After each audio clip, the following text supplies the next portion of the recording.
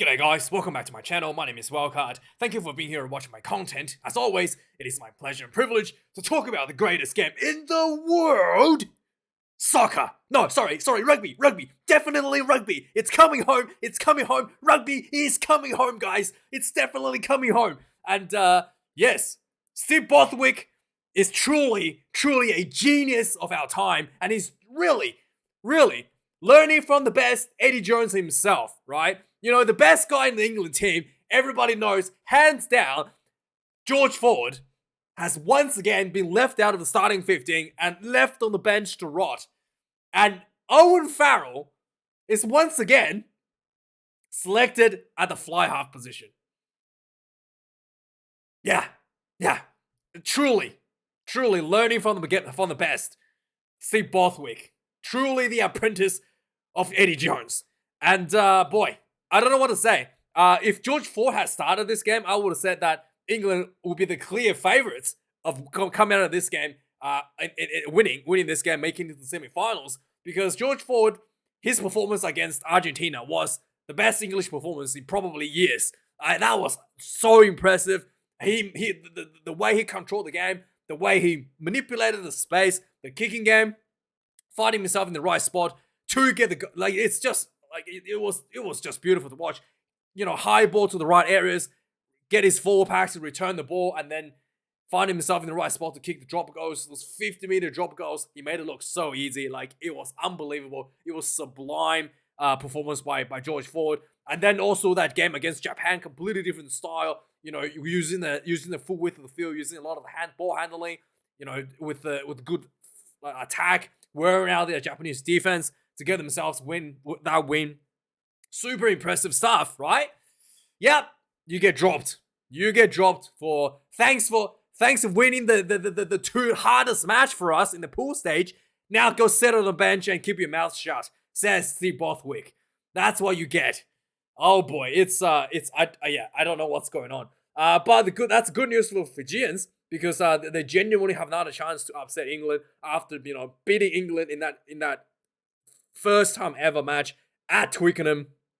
It was quite spectacular there, and this will be another opportunity for Fiji to really see how to try to get themselves into the semi-finals. And it is interesting because Fiji played really poorly again when they were considered the favorites, but they play really well when they're the underdogs. So the pressure is one of those things that it's really hard for you to prepare. It's what pressure does to people. And when you're the favorites, the pressure is on you to perform, to blow out the opposition. We saw again and again that Fijians were not able to cope with that. So now, being the underdog, going into this match, having no Fijian team has ever made it in the semi-finals, having all that favorites pressure eliminated from them, I think the Fijians are actually in a really good spot here to put in a good performance and put an upset out there against England. The way Fiji played against Wales was absolutely spectacular, tremendous. They went toe-to-toe with the kicking game. They exploited the space, and they played with a lot of heart and determination, despite falling just a little bit short. The set piece looked good against Wales, against the Wallabies as well. The Fijians play the game that needs to be played to beat the Wallabies. It wasn't pretty, but they did it anyway. And then it was just, and they showed a lot of versatility from the Fijian team in those two matches, and they need to bring that to try to unsettle the English this weekend. Yeah, with that being said, with a match of such a monumental occasion, obviously it has to be the greatest referee ever, Matthew Renaud from La France, to look after this game, right? I mean, he's just good. He's perfect referee. Next up, the weather is gonna be in Marseille. This is gonna be a little bit overcast, a bit rain as well, leading into it. So potentially a bit greasy conditions. Hopefully it's not gonna be too bad, and hopefully hopefully it's not gonna be affected. No one's gonna be affected by that. It's gonna be a little bit cooler as well, 18 degrees. So both teams will be happy about that, and just before the rain comes in on Monday as well. So yeah, let's have a look at the recent results for England. So England, as we've already talked about, Eddie Jones pretty much ran the England team to the ground. just before 2023, and he was fired. Looking back at it, the draw against the All Blacks, oh man, those were the good times. That was a game where England scored 3 tries in 10 minutes in the dying last 10 minutes of the game to level the game with the All Blacks. I know, I didn't think that was possible, but it did happen. To think that England can score 3 tries in 10 minutes against any team would have been a miracle, but they did it against the All Blacks. So yeah, that was I don't know what happened there, but it did happen. And then Eddie Jones was fired after losing to South Africa, and they were booed out of the building by their own fans, and Bothwick took over. England still had a pretty rough tournament in the Six Nations against Scotland. Everybody was expecting England to win this one. This was Calcutta Cup. They lost the year before to Scotland. That was away. So this time at Twickenham, everyone was expecting England to win that. Nope, Scotland completely took that by the horns. And especially with Steve Bothwick coming in, everybody making changes to the team, bringing newer players. Everybody had huge hopes for that, only to be just completely, derailed immediately in the first game. England found some success over Wales, who also suffered a lot of, a coaching change with Warren Gatland still trying to rebuild. And then finally, the biggest, not that big of a gap, happened against France, the biggest losing margin ever in history at home for England. They had bigger margins when they were playing overseas with the B team and so on, but the biggest loss at Twickenham against any team. And this was quite a one-sided. It was literally like watching kids playing against adults. It was very bad. And much better performance against Ireland the following week, but everybody will remember the not that big of a gap performance against the French. The warm-up matches, again, not very good for England. Like I said, not losing to Fiji. And then finally pulling themselves together with George Ford. Thanks very much for coming. Leading England, beating Argentina. I have no doubt England would have lost to Argentina if Owen Farrell was playing. He missed shot clock. Like the thing with Owen Farrell is, it's not just that he's slow and lumbering. He is mentally checked out of the game. Like no one has actually missed the shot clock before him. He's the first one to miss the shot clock as a professional goal kicker, as the highest point scorer in the history of England rugby. To miss the shot clock is unforgivable. I mean, he's mentally checked out. And his lackluster performances has led to everybody around him performing a lot worse than they should be. Yeah, so I don't know how Steve Bothwick comes up to these decisions of selecting Owen Farrell, but yeah, it's beyond my comprehension. That is for sure. England did have almost lost to Samoa in a game that was very, very close. Yeah, very poor from Owen Farrell there. And for Fijians, they have been given a bit more opportunity in recent times to play against Pacific Nation Cup, against Australia A, against Tonga, and against Japan. And they've been doing quite well in that. They won Pacific Nation Cup this year, and then they came out, had a decent outing against France before upsetting England in the warm-up matches. And then their best performances in the Rugby Wildkard came in at the beginning of the pool. It was absolutely outstanding performance against Wales. The team played with passion. They play Wales. They matched up Wales in every aspect of the game. Up front, in the kicking game, in the set piece, everything that the Welsh thrown at them, the Fijian handled it, and then had an opportunity to win the game with sheer passion and determination. And it was, Dura, what is it? Who was it? Who was that? The guy, what's his name? Samit Andrandra is the one that dropped the ball that cost them the match against Wales. But it was very, very good performance. And then, again, another good performance against Australia. A different style of game, showing that versatility, how Fiji can adapt to different styles, and then was able to work out of the wing against Australia quite comfortably as well. Yeah, and then with those 2 wins in the back, there was some talk about Fijians having too much fun off the field, and had a bit of a rough game against Georgia, almost losing that one, and then finally losing to Portugal in a very, very poor performance. Lots of drop balls, lots of errors, and again, it's the pressure. It's just the pressure. It's something that there's no way for you to prepare for it until you get there and you experience it, and then you just have to figure out a way to cope with it. And sometimes a team just can't cope with the pressure. The favorite tag is something that the Fijian don't wear very well, and then losing to Portugal in a massive upset. Luckily, they still made out of the pool due to beating the Australians. But it is a very painful route for Fiji to get to here. Anyway, let's have a look at the lineup. Let's see who's in, who's out, who's got the privilege to represent the nations.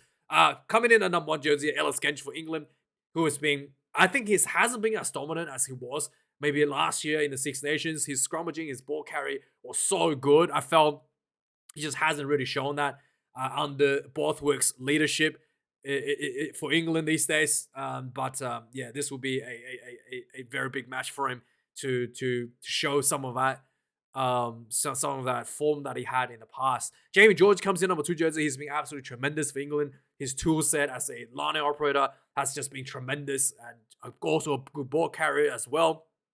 Number 3, Dan Cole is an interesting selection for England. I really felt that Sinclair probably would have been starting here, but then again, Sinclair, long gone the days of 2019 Sinclair in his prime form.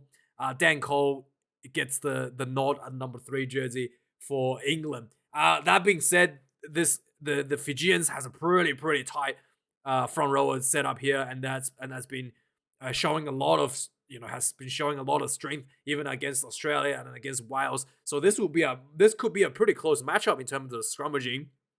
So coming in number 1, Ironi Maui for the Fijians, who's been tremendously good, in scrummaging, and he's been carrying the battle up front really well for the Fijians. Tavita Inkanaveri gets caught off on the bench. I think this is the first time he's starting for Fiji. He plays for the Fijian Endurers. Again, his lineout has been improved dramatically. The throw, he was struggling a lot earlier in the season for the Fijian Endurers, and now he's almost, close to 100% with his lineout throws. And then Luke Tangi comes in number 3 in the tight head proposition. I mean, the Fijian front rowers has been quite good against Wales and Australia. So I don't know I don't see England having too much of an edge over them. If this was a couple of years ago, Genj and Sinclair, I would have given them the advantage. But in the current state, I just don't see too much advantage towards England in terms of the scrummaging. Coming in the locks position now, Mario Itoje comes in number 4. Ollie Chisholm, number 5. Ollie Chisholm has been shown to be quite a good ball carrier for England in that tight positions, in those crash, in those pick and goes. He's done tremendously well for England. I think he scored a try against Samoa doing that actually. Very impressive stuff out of number 5 jersey. For the Fijians, we've got Nasila Silla comes in number 4 and Albert Tuisuni. Sui comes in at number 5. 2 very good lining operators and a lot of physicality with a lot of good running game as well out of those 2. Coming in the loose forwards now. I think the breakdown is one of the areas I think the Fijians are lacking a little bit. I think the only one that's really hammering the breakdowns is Botia, and I think that the other guys is an area that needs to be improved from the other forwards for the Fijians. Courtney Lawes coming in at number 6. I do think that Courtney Lawes as a third linear option is extremely good, but I do think I still think that Courtney Lawes is better suited as a lock. But then again, do England even have another blindside flanker that's kind of suits that can also double up as a third linear option? Not too sure, to be honest. For me, Tangi Lavu comes in at number 6. Tangi Lavu comes in at number 6 for the Fijians, and then Tom Curry in the open side position for England, tremendously good, massive player. He had a red card, I think, in the first match against Argentina. Yeah, England had a red card against Argentina, had to play the whole match with 14 players, and George Ford was able to pull that out without any trouble at all. One-sided dominance with 14 players when George Ford was on the field. And thanks for coming. Thanks for your efforts, George. You're off to the bench, and Owen Farrell's going to take over. Yeah. So Tom Curry is back now at number 7. I think he actually returned in the last match against against uh against Samoa. I think he did return in that one. Levant Lavani Boltier comes in number 7. Like I said, one of the breakdown specialists for the Fijians. And finally, Ben Earl for England at number 8 jersey. Ben Earl has been quite a defensive menace, and the breakdown as well, just hitting it so hard every game. His performance against what do you call it, against Argentina was one of the best performances out of out of the English 4 pack I've seen in a very long time. Like the ferocity he attacked the breakdown, the ferocity he put into those rush defense, getting England in the right spots, getting those penalties for George Ford to kick over was very, very good. And needs another big match like that against the Fijians. And finally, Viliami Mata finished off the Fijians at the number 8 jersey. In the back line now, like we mentioned already, Alex Mitchell comes in number 9 for England. Frank Lomani will retain that number 9 jersey for the Fijians, a Fijian Enduro player. And number 10, Owen Farrell, like I said, he makes everybody in the team plays worse. And it's very interesting as well. They have Marcus Smith at the fullback position for England. Mark Smith has been utilized as a second playmaker when he's playing at the 15. He will be moving up, and he has a much faster speed when he's doing the playmaking, and it just doesn't match with Owen Farrell. Owen Farrell is much slower, and Marcus Smith's speed I just don't see how they're gonna work together with a difference in decision making. And so I genuinely don't understand how they come to this conclusion to have Marcus Smith at 15 whilst Owen Farrell at 10. Having George Ford at 10 makes a lot more sense because both player operates in a very highest tempo. I don't understand. By the way, Freddie Stewart is completely dropped out of the 23. So so that's Steve Bothwick, 2 playmaker, learning from the best, Eddie Jones. So anyway, it's unbelievable. Actually, it's just so stupid, right? If you think about it, they have Marcus Smith on the field because Eddie Jones liked Marcus Smith as a playmaker, but he doesn't want put Owen Farrell at 12, so he's figured out to pigeonhole the 2 playmaker style, having Marcus Smith at 15, right? Like, it's just, anyway. So Vilimoni Butitu comes in at number 10 for the Fijians. Number 11, Elliot Daly has worked so far. I still feel like he's too slow as a winger, much better as a center, but hey, it's worked so far. Let's just keep him there. Semi Durandra gets the number 11 jersey once again for the Fijians. At number 12, Malu Tuilangi, the absolute brutalizer, comes in for England. Again, it's about people creating space for him. When he gets that space, he's able to punch through, but Owen Farrell has really not able to do that for Tuilangi. Maybe like once, I think. I saw like maybe one time, but really not nearly enough for him to. They do. Anyway, I do think that. Anyway, let's move on. Tuisova comes in number 12 for the Fijians. Again, Tuisova is extremely good as a ball runner as well, and this will be a massive collision in center field between the two 12s. Joey Merchant comes in number 13 once again. I really felt Merchant is much better at winger, and then Elliot Daly is much better as a 13. But hey, I don't know. It's Bothwick. He's learning from Eddie Jones. This is the decision that he's come to, so let's just go with it. Wasia Naya Stalevu comes in at number 13 for the Fijians as the captain. I wasn't very impressed, to be honest, with his performance against Portugal. He entered the rock from the wrong side of the game. Stuff like that, just elementary errors like that. Like he was literally ran into the breakdown from the Portugal side. Something like that should just not happen in a professional game, especially as the captain. He needs to really lift that up, for his team. Number 14, Johnny May. He's actually one of the few players that's been noticeably improving for the England, and is just been growing into that the number 14 jersey. Getting back into the number 14 jersey once again. And finally, for the Fijians, Vinaya Hambosi gets the number 14 jersey. As he's been absolutely lighting the Fijian Endurers on fire in Super Rugby, and I think, has he got a try yet? I think has one try or no, but yeah, it's been very exciting for the Fiji. Has he got a try? I'm trying to just read something for Fiji so far.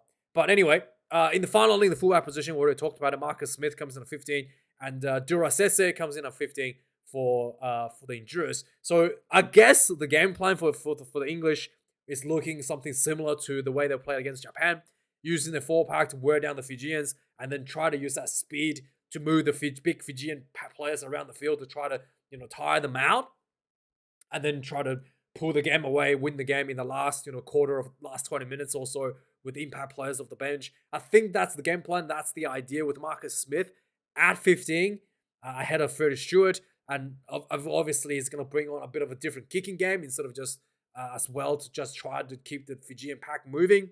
But again, I just don't see how Owen Farrell is going to even work together with Marcus Smith, with the speed that Marcus Smith is going to bring out of the 15 jersey. And the way, I think the biggest issue with Owen Farrell is that he's just not mentally there. He's mentally checked out. And the door is wide open for the Fijians to pull out an upset. Finally, let's go through the reserves. Theo Dan comes in number 16. Joe Muller, number 17 for England. And finally, Carl Sinclair, number 18. The English bench scrum might be a little bit better with this Joe Muller and Sinclair coming off the bench. Matavesi for Fiji comes in number 16, and Penny Ravai comes in number 17, and finally Masake Dongi comes in at number 18 for Fiji. And Dongi has been really, really, really good for the Fijians. He was struggling early in the Enduro matches. He got dominated by the New Zealand 4-pack, and then he learned, he got better and better and better as the season went on, and then here it is in the World Cup. In fact, last week he came off the bench and made a massive impact in helping Fiji. If it wasn't for him scoring that try off the bench, Fiji could have been eliminated by now. And he was, extremely good. Immediately made an impact off the bench, and that's something you wanted to see. And I was very, very happy to see. Very happy to see his progression and development as a professional rugby player. Coming in number 19 for England, George Martin, Mele Derenalagi comes in number 19 for Fijian. Billy Vunipola comes in number 20 for England. Vilive Miramira comes in number 20 for Fiji. 21, Danny Kerr for England. And then Kuravoli will be the reserve halfback for Fiji. George Ford is on the bench at number 22. I don't know. They might bring him on early, like at halftime or something, if Owen Farrell is doing stupid stuff. But I highly doubt he's probably going to get like 10 minutes, 15 minutes. Barely gets warm, breaks a sweat before the game is over. And then Marcy will be coming off at number 22 for Fiji. And finally, Ollie Lawrence will be the additional outside centre for England. And then Sarili Makala will come in. Is it Makala? Coming in at number 23 for Fiji. So, yeah, I don't know how this game is going to go. I think Fiji has a chance to beat England, to be really honest. And I think Owen Farrell will be the downfall for England, and the stupidity out of Borthwick, man. Anyway. So yeah, I think the Fijians is in the better spot, being the underdogs, and I think the way that Owen Farrell is performing is really not gonna be good enough. So I think the Fiji will beat England by 3. Yeah. So let me know your thoughts, guys. Like, comment, subscribe. Hopefully Fiji gets through to the semi-finals for the first time ever. And we'll have to wait and see. But fingers crossed. And hopefully Owen Farrell misses shot clock again. But we'll have to see. Thanks for watching, guys. Like, comment, subscribe. Let me know your thoughts. Thanks to anyone who donates money to me and supports me financially. Do really appreciate that. Have a good one. Cheers.